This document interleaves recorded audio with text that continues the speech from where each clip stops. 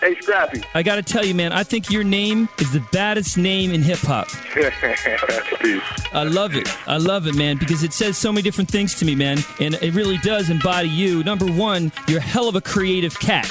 I appreciate that, Scrappy. And I mean that with love, mad love, because I kind of compare you, and I hope you like this comparison, to like Tribe Called Quest. You know, you got that jazzy Flavor Flav, and you're challenging yourself, and you're challenging the platform. That's peace, man. I appreciate that. You got it. Can you elaborate on that? I mean, what it is that, like, I've always been one to look at hip-hop as a form of unique expression. So I always looked at myself as another piece to a puzzle, a unique piece to the puzzle.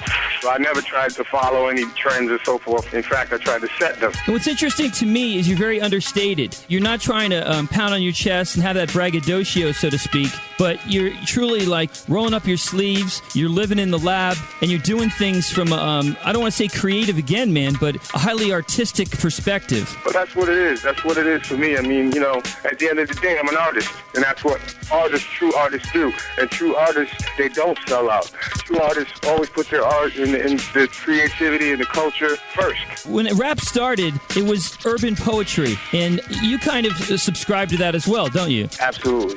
Absolutely. And there's still some of that. Just what you're getting in the mainstream is a lot of stuff that's being pushed by big money corporate entities. And so that's why we got the internet now, for those intelligent listeners to seek and find, you know, that stuff that has more substance and more lyrical content. And it's chewing the mainstream. You've probably given up a couple dollars. That's probably so, but as I was saying before, at the end of the day, it's what's going to ultimately be important for me. And what's important for me is to stay true to my art. No, I admire that. What's the biggest thing that frustrates you about hip-hop today? There's too many biters, man. It used to be that, you know, you're not supposed to bite somebody's style, man. These cats is biting and then taking credit for it like they came up with it themselves, you know, and put big money behind it like they did it. True. You know? True. But, you know, it is what it is. At the end of the day, you know, I guess we will call it flattery. I mean, I think what that he may not understand is that what Guru's saying is that we put out projects that have been so ahead of their time, and that we've seen larger artists with bigger budgets take the exact same concept of a project and put money behind it and then present it to the public like it's their own,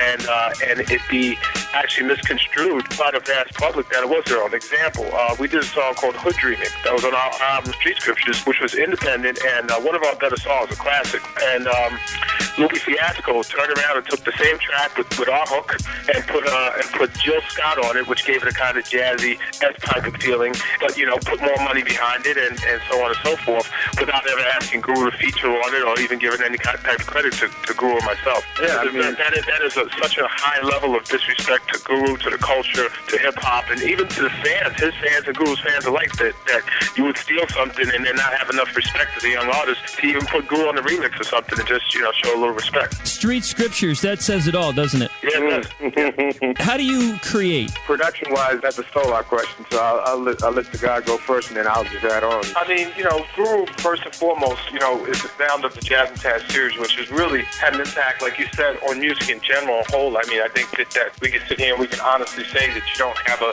Diggable Planet, you don't have a Tribe Called Quest, you don't have Us Three. We can go on and on, you know what I mean? And then we can talk about the way that the Jazz and Taz compilation aspect was put together that is still being imitated till today. And that's in a very flattering sense. I don't believe that they're ripping it off or stealing or hurting it in any way, but that it has changed the industry and that it just seemed like he never really got the respect here. Overseas, I think it's there, but I don't think he's ever really gotten the respect at home base for how powerful and groundbreaking Jazz Taz was. So with that being spoken of, you know, I sat and I studied it for a minute and looked at what Guru had done as a producer. And I came up with a concept that I believe now is a winning concept and that the world has accepted, that the franchise has been reinstated and reinvigorated. And that concept was literally Back to the Future. Even though you might not get mainstream, you definitely get, you know, this core audience, and I hate to say the word niche, but it is in many respects. I just got done talking to Be Real from Cypress Hill a couple of days ago, and he has this massive following, yet does not have that, you know, that critical acclaim from a mainstream perspective. I mean, Guru, when you walk down the street and you see somebody, not just a fan, but also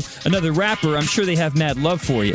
Oh, yeah, for sure. I mean, it's big up to Be Real, too. He's a legend. You know, we had the pleasure of working with him on the Street Scriptures album in 2005 on a song called Real Talk. And that's what it's about. I mean, the artist himself or herself has to have a vision and has to know where he or she wants to take that vision. I read a book called Do What You Love and the Money Will Follow. I love your integrity. I love the fact that you're staying true to your art. You have a very special brand that you're not willing to compromise.